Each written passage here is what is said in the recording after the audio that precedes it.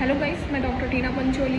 मेरे पास कई पेशेंट आते हैं ये कंप्लेन लेके कि मैम हमारे मुंह में स्मेल आती है। इवन हम 2 बार ब्रश करते हैं तो भी हमें स्मेल फील होती है।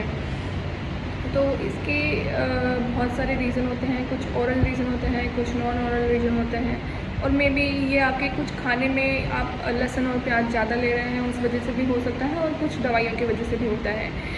ये लगभग 50% पॉपुलेशन में पाया जाता है, और ये आपकी फिज़िकल और सोशल लाइफ दोनों को इफ़ेक्ट करता है। 90% चांसेस में जो कि ओरल रीज़न के कारण होता है, हो सकता है कि आप सफाई सही से नहीं कर पा रहे हैं। टंग कोटिंग, टंग की सफाई सही से नहीं कर पा रहे हैं। आपके डेंचर है और डेंचर की आप सही से क्लीन नहीं कर रहे हैं। और हो सकता है थ्रोट इन्फेक्शन है, ओरल कैंसर की वजह से भी हो सकता है। आपने कुछ रिस्टोरेशन करवाया है, क्राउन लगवाया है, दांत लगवाया है, और वो उसकी फिटिंग ठीक नहीं है, उसके कारण कैल्कुलस और प्लाक जमा हो गया है, तो बैक्टीरिया लोड ज़्यादा हो जाएगा, बैक्टीरिया बढ़ जाएंगे और उस वजह से भी मुंह में स्मेल आती है। हो सकता है कि आपने अभी अभी दांत निकलवाया है, उसका जो सॉकेट है दांत का, वो घाव है, वो अभी भरा नहीं है, उस वजह से भी हो सकता है। और हो सकता है कई बार जैसे दांत में कीड़ा लग गया है, उस वजह से आपके मुँह में पस भी आती है, तो पस से भी कई बार स्मेल आती है। और कीड़ा लगने से कई बार वहाँ पे खाना भी फंसता है। कई बार पेशेंट को कंप्लेन होती है कि मैम खाना फंस रहा है, तो उस वजह से स्मेल भी आती है। तो ये सब रीज़न हो सकते हैं।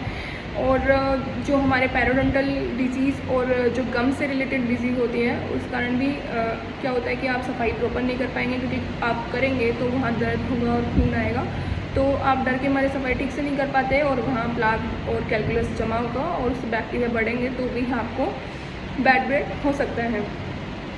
तो ये सब हुए इसके कारण।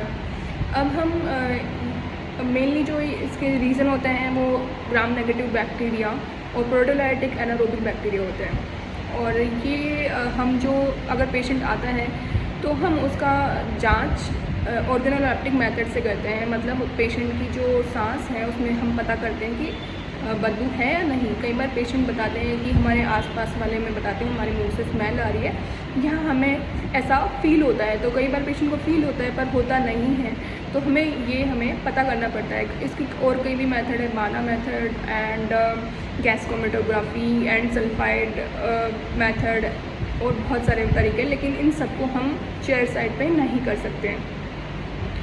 इसका जो होम रेमेडी है वो आप या तो मिंट फ्लेवर में च्युइंगम खा सकते हैं, या माउथ वॉश यूज़ कर सकते हैं क्लोरेक्सिडिन, और आप जो मिंट फ्लेवर में टूथपेस्ट आती है वो यूज़ कर सकते हैं। लेकिन ये सब केवल आपकी जो हैलोटोसिस है, जो आपकी बैड ब्रेथ है, उसको केवल कवर करेगी, बाकी उसको परमानेंट ट्रीटमेंट नहीं दे पाएगी। तो परमानेंट ट्रीटमेंट के लिए आपको डेंटिस्ट के पास जाना ही पड़ेगा।